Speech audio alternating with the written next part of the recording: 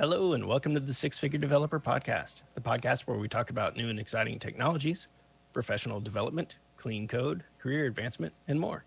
I'm John Calloway. And I'm Clayton Hunt. With us today is Tim Neutkens. Tim is the co-author and lead maintainer of Next.js and is the co-author of the MDX library for dynamic markdown documents. He has a passion for creating scalable applications and improving the developer experience. Welcome, Tim. Thanks. Hey, thanks for having me. Hi. How's it going? It's going great. Thank you. So why don't you go ahead and tell our audience kind of how you got started in the industry and how you got to where you are today?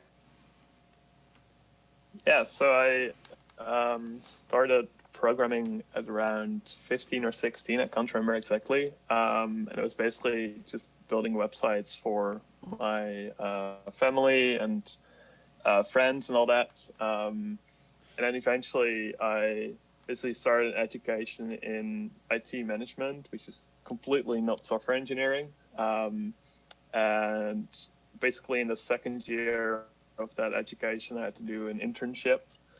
I was very fortunate to get an internship at a development agency. So they mostly did like web development, building websites, all that. And I basically stuck around there. So I started building websites, all that. They eventually decided to hire me. That turned out really well. So I started contributing to open source, and eventually through working on open source, working on like multiple projects from Vercel as an open source contributor in my free time. I eventually got hired to work full time on basically my hobby projects that I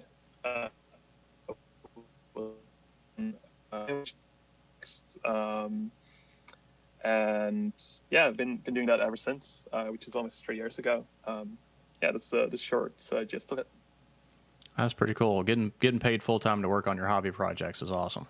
Yeah, for sure. Yeah. So in your bio, it says that you're the lead maintainer of Next.js and co-author of the MDX library. What are those for? What are they used for? What do people that know them for and are interested in about? Yeah, so Next is a framework that is built on top of React, which is this technology that Facebook released, I believe 6 or 7 years ago, and has since gotten like massive adoption in the JavaScript ecosystem. And Next is basically a framework that allows you to build web applications and websites. And all the bits that React doesn't provide you, because React is just a UI layer. So to render your, like basically rendering the UI of the web application, but to actually build a full React app, you have to like set up a lot of other things, like compilation through Webpack, which is a bundler, doing transforms on your code through Babel to make sure that it works in all browsers, all that kind of things. And this is a lot of setup that you have to do and know about, and like know how to optimize, know how to set up as well. And like all these tools combined are really like complicated to make them work together well, and basically optimize for them, as well as like all the code that you write has to be like split in different bundles, and like you need to know how to do routing and all that. So Next takes care of like all these missing pieces that you don't get out of the box of React, basically. So it tries to put you as a developer or you as a development team into the pit of success, as you say, basically.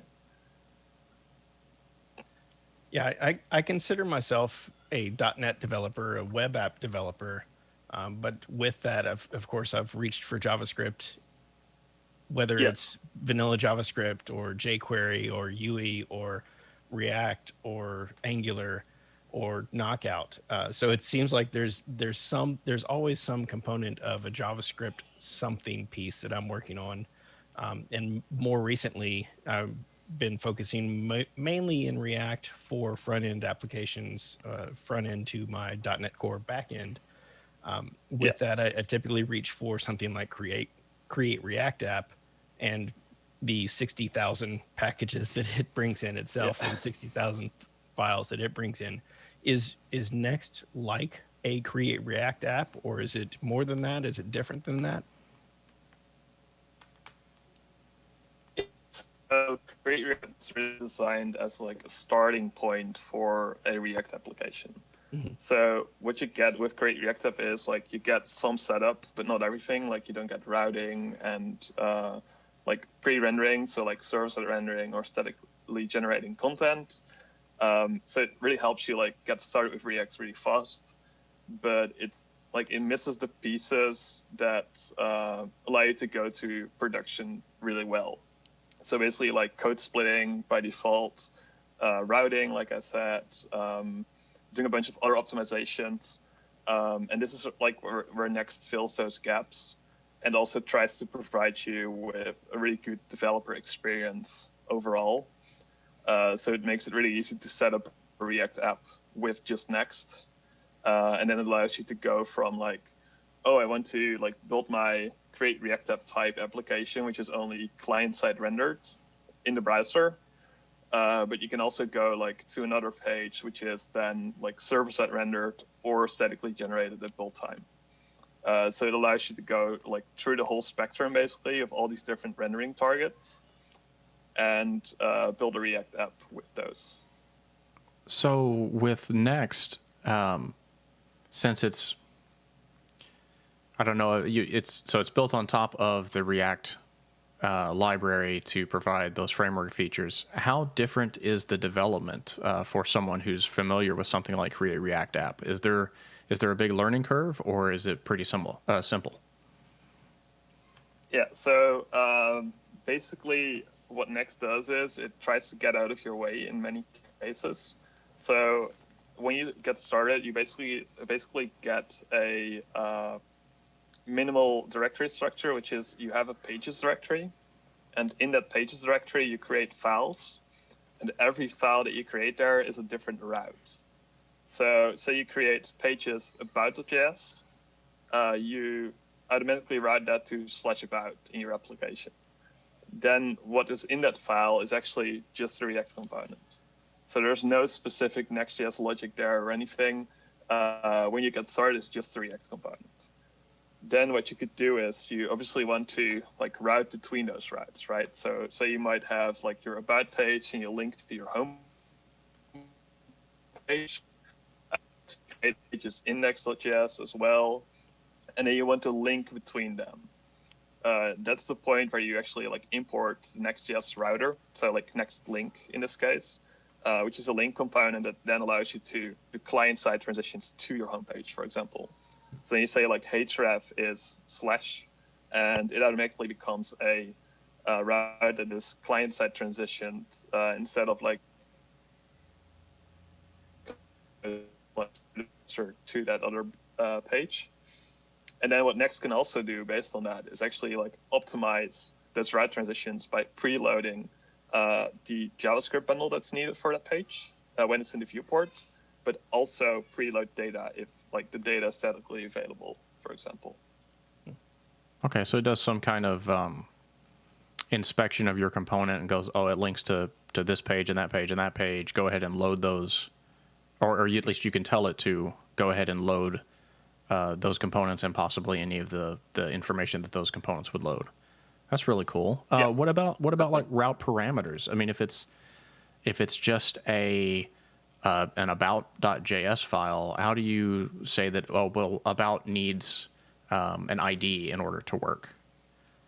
Right. So you have a the common example is like you have a blog that has a dynamic slug that you need for to render those specific pages. So what you would do is you would create a page directory with in there a blog directory because you can nest these routes, and then in that blog directory you create a file that is in brackets. And then like between those brackets, you type slug, for example, which is the parameter that you want to capture.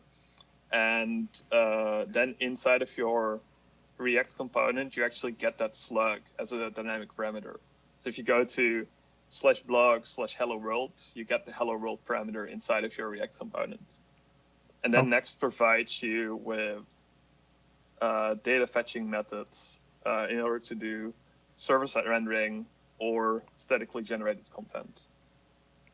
Okay, so the file name is actually the parameter that you want to receive, or parameter or parameters that you want to receive? Yeah, exactly. That's really cool.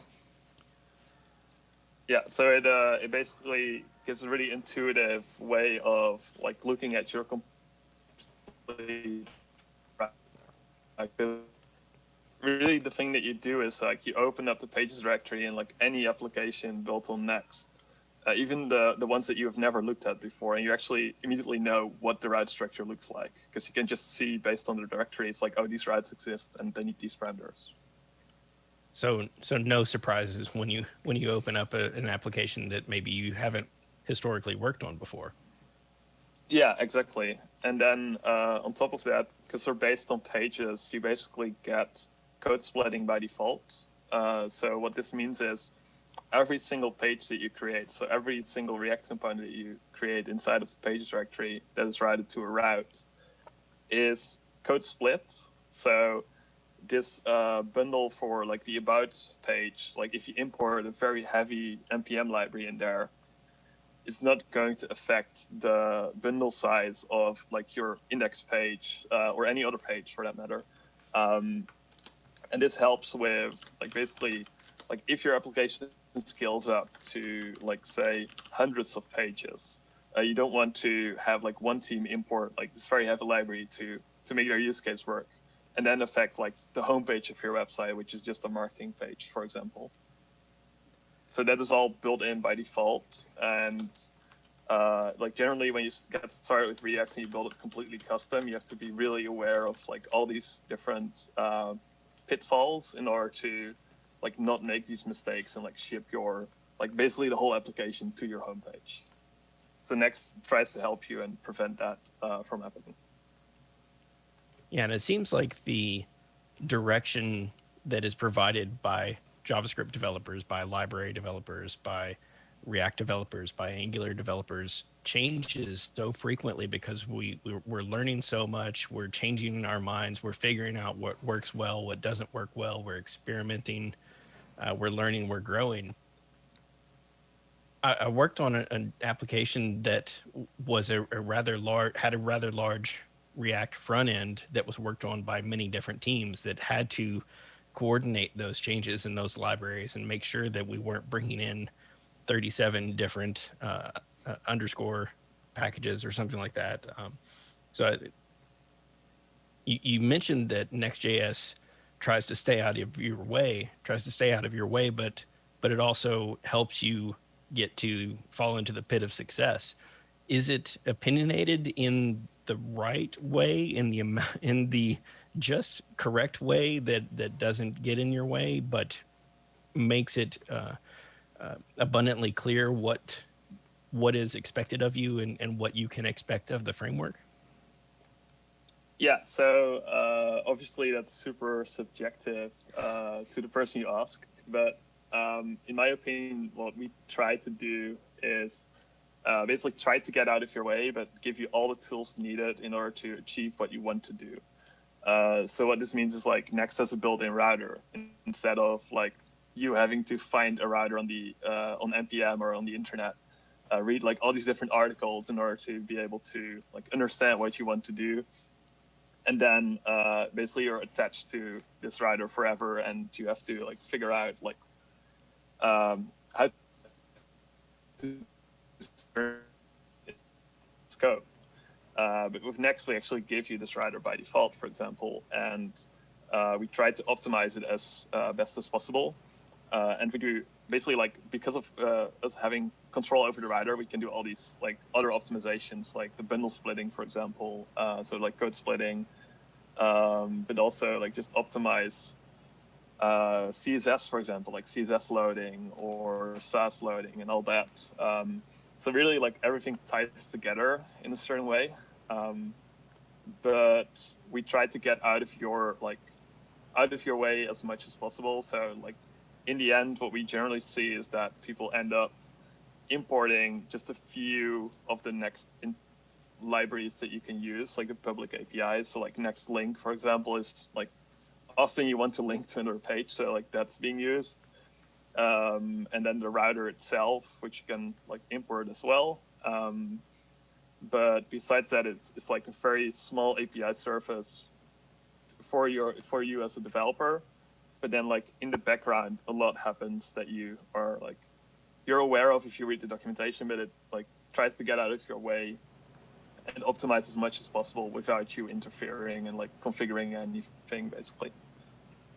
Okay, so this is going to go a little deep, but one of the things that's common with larger applications, at least the applications that I've worked on, is that you have multiple teams, like John said earlier, working on the same application. And one of the best ways to keep those teams from stepping on each other's toes is to, or well, it may not be the best way, but it's a way, is to break the application into multiple parts. So you might have maybe an NPM package on your internal company server that has the admin section of the application, or you might have another package that has the shopping section and another package that has the articles section. If a company was in the habit of doing that kind of thing, is there a way to get Next to realize that this group of pages is in this package and they need to be at this base route? Let's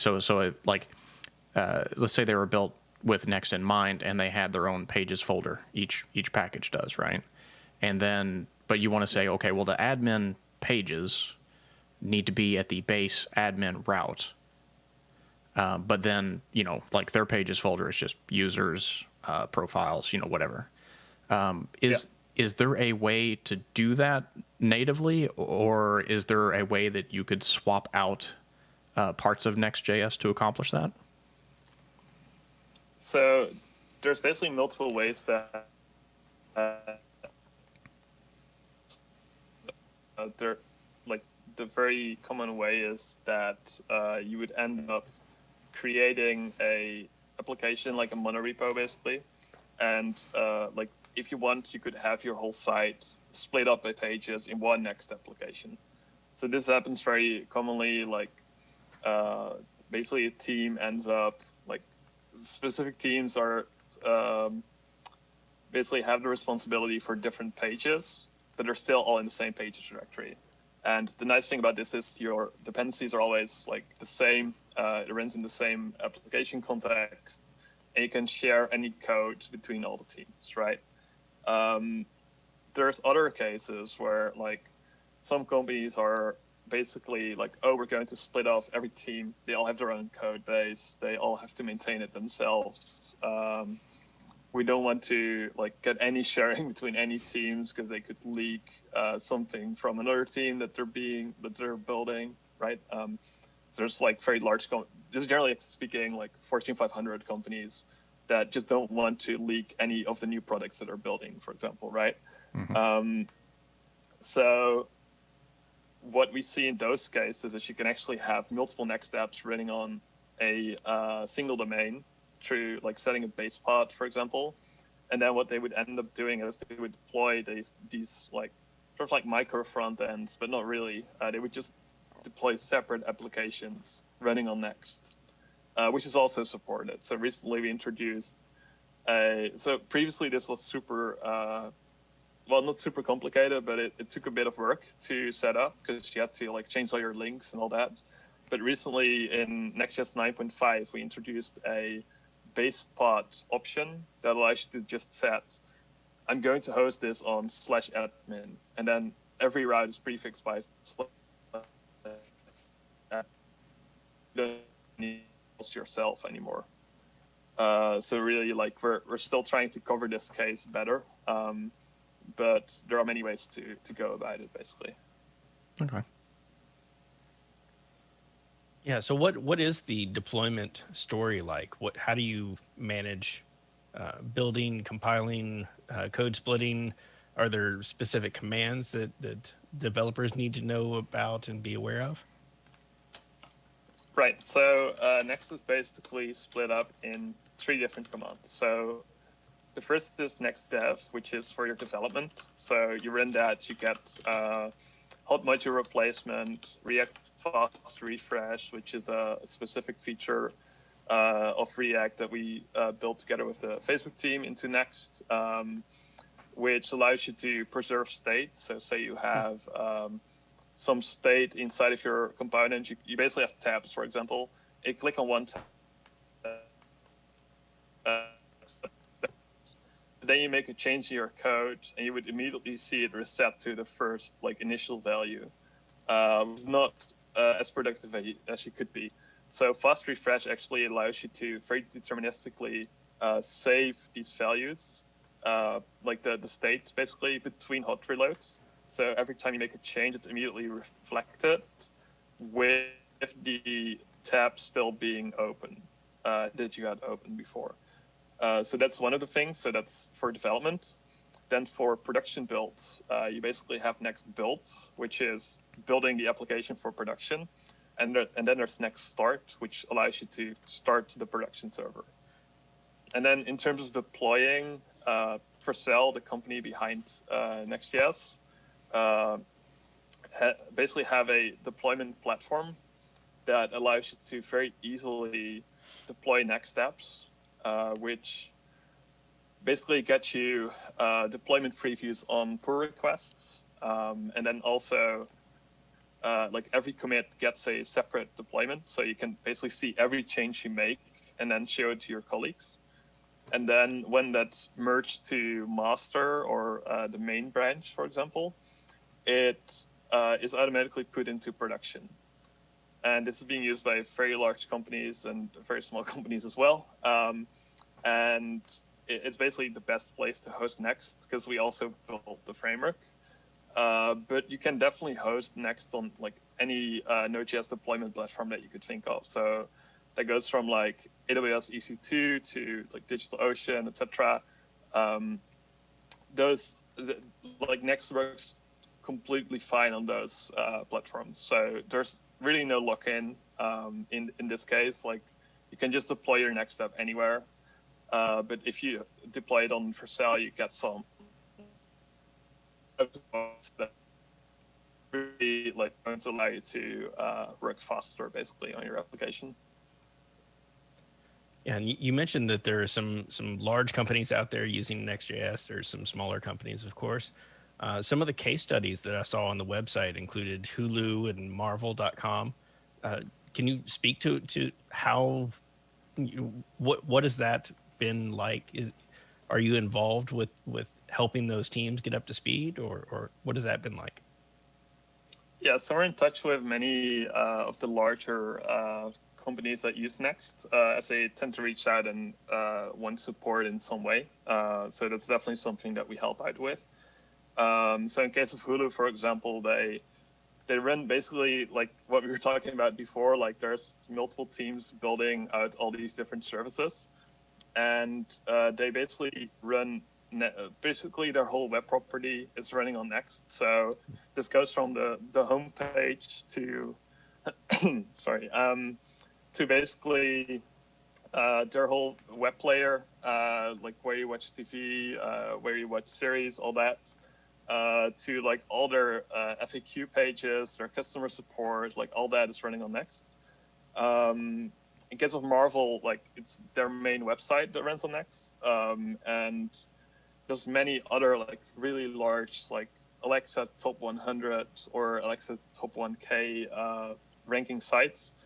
I think the biggest is one in China, which is called QQ.com, which is larger than pretty much every other site in the world because it's the fourth in Alexa Top 100, which is also running on Next, which is, yeah, we're seeing massive adoption from really large companies, but also the long tail of smaller websites like my personal homepage or your personal homepage. It's also running on Next.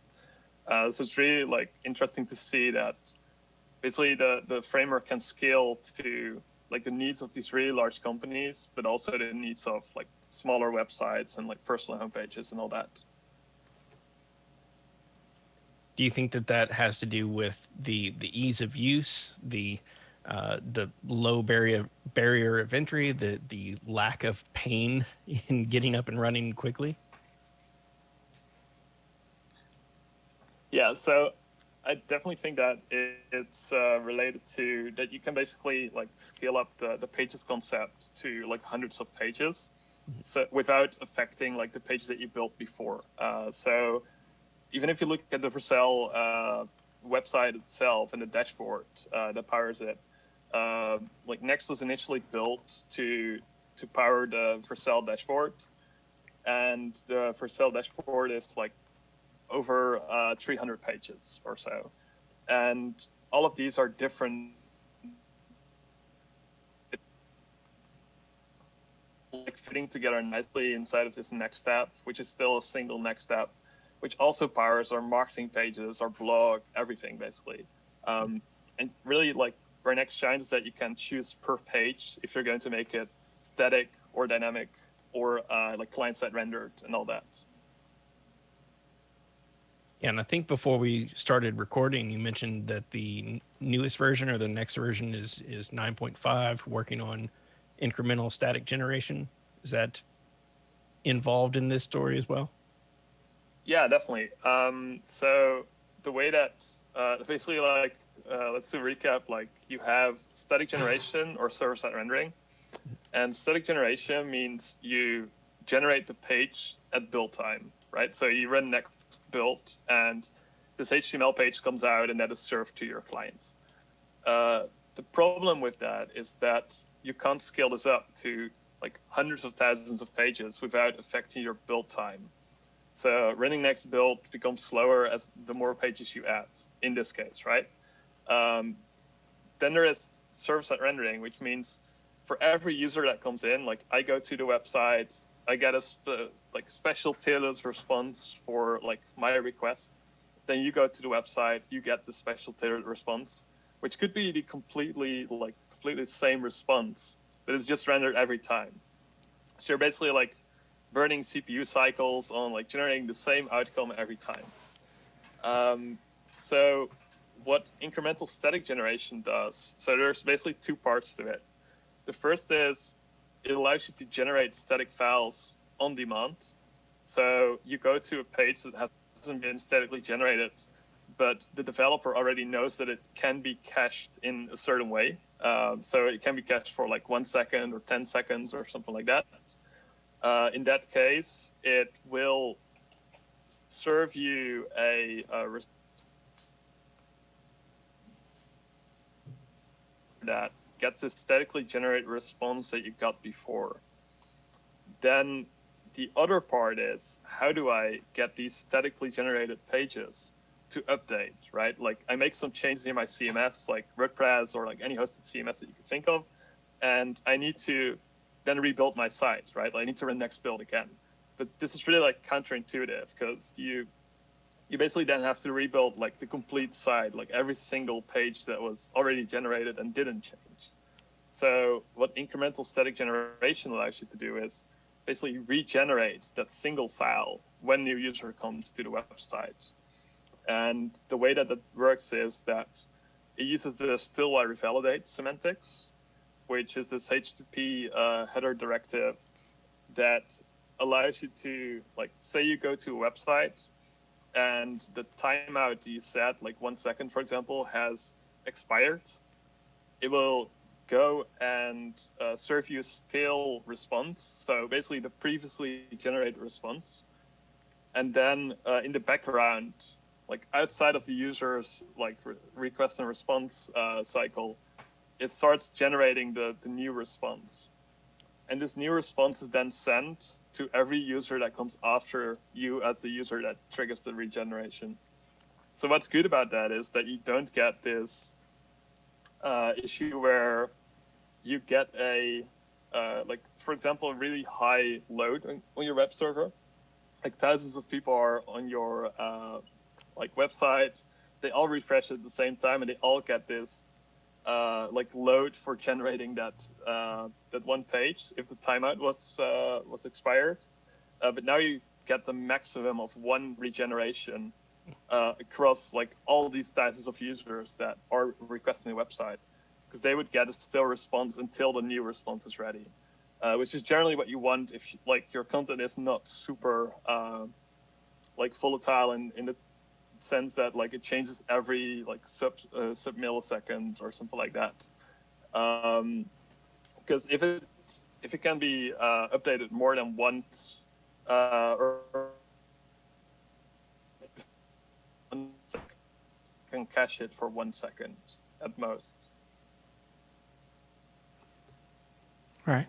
So if anybody Hope that wanted, makes sense. It's slightly hard to grasp in the beginning. Yeah. If anyone wanted to learn more about Next and possibly start using it for their work, what are some resources you could provide?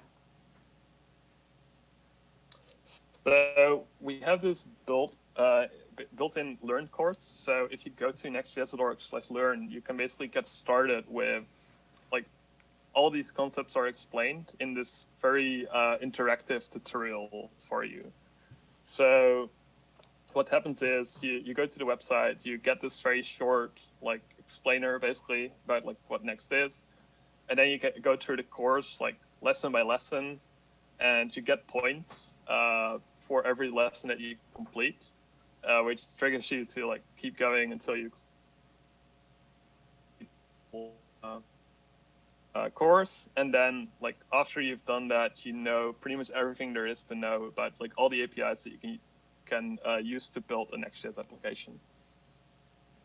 So that's all built in, and then the documentation itself is like a separate section on the website, which you can also read through, and has like very detailed guides on like what static generation is versus server-side rendering and all that. Perfect.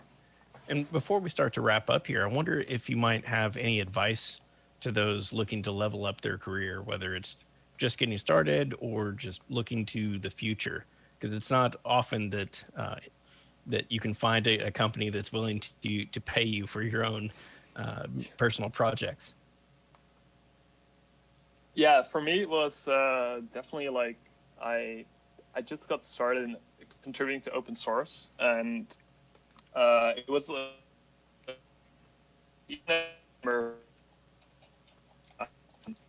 and they were just a small company out of San Francisco with like people working for them, and I basically just started working on Next because I found it really interesting. I was doing PHP stuff, basically working in PHP mostly. Wanted to learn more about JavaScript, all that, and I just found it super interesting to help out people, like fix bugs that were reported, all that. And eventually, like a year later, Guillermo, which is the CEO of Vercel, he hired me to work on Next full time. So like, it's really like a story of like making your own luck almost. But I wasn't really like, my intention wasn't to get hired to work on this. It was just like, this is a fun hobby project. I'm going to work on it a lot because I found it really interesting. I was learning just tons, helping other people, and also like just diving into the code base. Because Next is built on top of all these like compilers and bundlers and all that, which I had no experience with. And eventually it just like works out. So I don't really have advice on like what to do, like what is the best way to get hired to work on open source or anything. But from my experience, just like doing what you enjoy, working on open source is really nice. It's really rewarding. And yeah, that's pretty much it. Yeah. All right, thank you. Is there any social media accounts that you would want to share in case somebody wanted to reach out and either contact you about Next.js or just follow you so that they can get new updates? Yeah, so I'm very active on Twitter, where you can find me. I'm sure that you'll put it in the show notes. It's my full name attached to each other. very simple to find in that case. And besides that, we have a blog for Next, which is next.js.org/blog, which always has the latest releases and all that. If you have any questions, you can go to github.com/forsale/nextjs/discussions, which is our GitHub discussions, which is basically a community platform that GitHub is building that allows you to ask questions or ask for help, just discuss with other contributors, other people using Next, which is tremendously helpful if you're like starting out. And yeah, that's about it. We're launching a conference very soon. Like if you're interested in that, it's completely free. You can find it on next.org/conf.